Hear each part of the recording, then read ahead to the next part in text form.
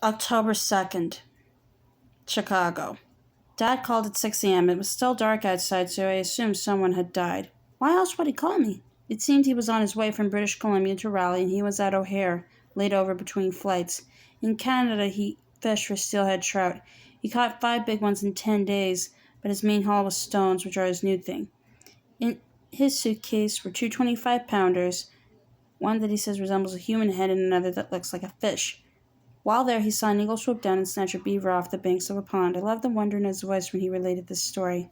My father has a terrific voice. October 3rd. A woman in All Things Considered did a 7-minute story on the idea of home that involved a number of different people.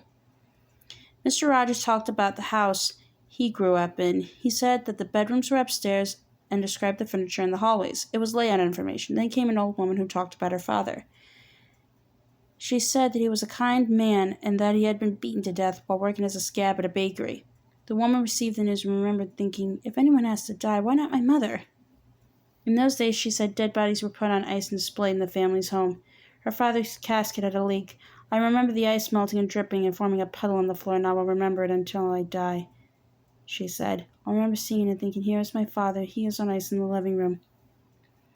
I found some Xerox papers from adult children of alcoholics that included the following checklist for hidden anger: procrastination in the completion of imposed tasks, perpetual or habitual lateness, a liking for sadistic or ironic humor, sarcasm, cynicism, or flippancy in conversation, frequent sighing, over-politeness, constant cheerfulness, an attitude of grin and bear it, smiling while hurting, frequent disturbing dreams, over-controlled monotone speaking, getting difficulty in getting to sleep or sleeping through the night, boredom, apathy, slowing down of movements, excessive irritability over trifles, getting drowsy at inappropriate times, sleeping more than usual 12 to 14 hours a day, waking up tired rather than refreshed, clenched jaws while sleeping, facial tics, grinding of breath, chronic depression, chronically stiff neck or shoulder muscles, stomach ulcers.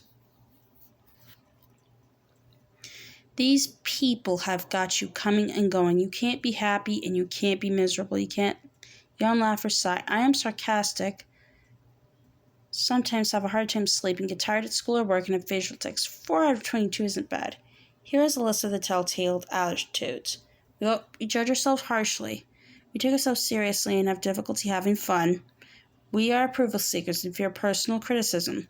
We feel isolated from different from other people. We focus on others rather than honestly looking at ourselves. We are attracted to people who are rarely there emotionally for us. We guess at what normal is. We live from the viewpoint of victims. 7 out of 8 bad. October 5th. Lately, Neil has stopped sitting down. She hovers, but her ass never touches the floor. I lifted her tail necessaire yesterday and discovered an awful mess. She's balding back there, and it's all very raw-looking. So this afternoon, I took her to the Uptown Animal Hospital. At first, we were alone in the waiting room. Then a woman came in with 2 Persian cats in a carrying case. One was named Wiener and the other was Schnitzel. A few minutes later, a man arrived with a dachshund that was wrapped in a blanket and was named Snaps. As I was leaving after seeing the vet, a well-dressed woman walked in with a white pill and announced that it was time for Gucci's distemper shot. October 9th. A list of things that I could paint on a cat. A log, a telephone receiver, tonic, a list, a trophy, a tongue. October 13th. In sculpture class, we looked at Arte Povera slides. One was a pile of potatoes with bronze ears lying on top of it. We saw Richard Serra and Eva Hesse pieces. Everything looked dirty and depressing to me. There is an odd chatterbox in our class who speaks as if she's known the person she's talking to for years. It's like it's just 2 of them in the room.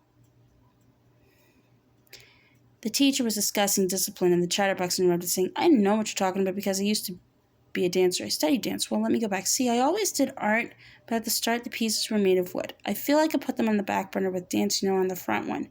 Even so, I feel like they were related to movement. So anyway, I studied dance for 3 years, and then I moved to New York, which, let me say, wasn't all that great. But I went anyway, and nothing happened. It meant that nothing in the dance world was happening for me, and it was very discouraging, until I said to myself, hey, what about that sculpture? And I knew then that art was really my first love. It was at the core of everything, and I said to myself, better go back to school.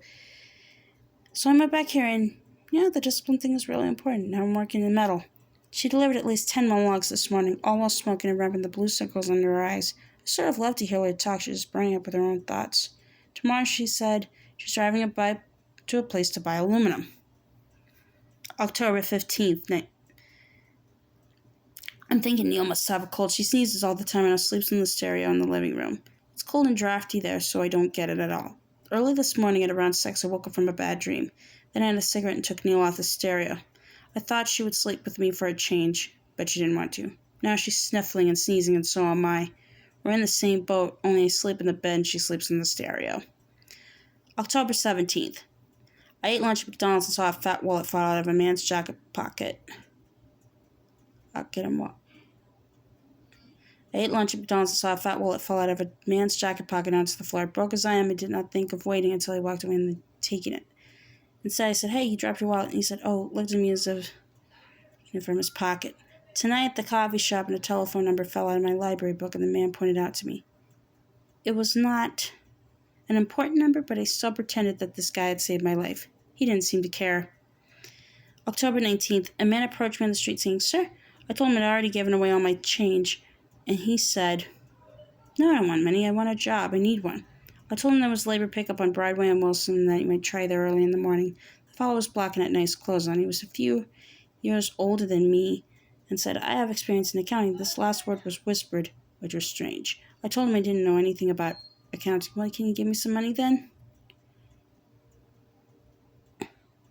And he asked, "I'm hungry. Can you buy me something to eat?" I said no, and he continued, "Whenever I come to your place, you fix me something." October 22nd. Today we had a critique and painting class. One guy who spoke a lot has bangs down to his chin. He wears medallions and paints his fingernails black. I'd written him off as being too affected, but he was one of the few people to comment on his classmates' work. Now I feel bad for having judged him.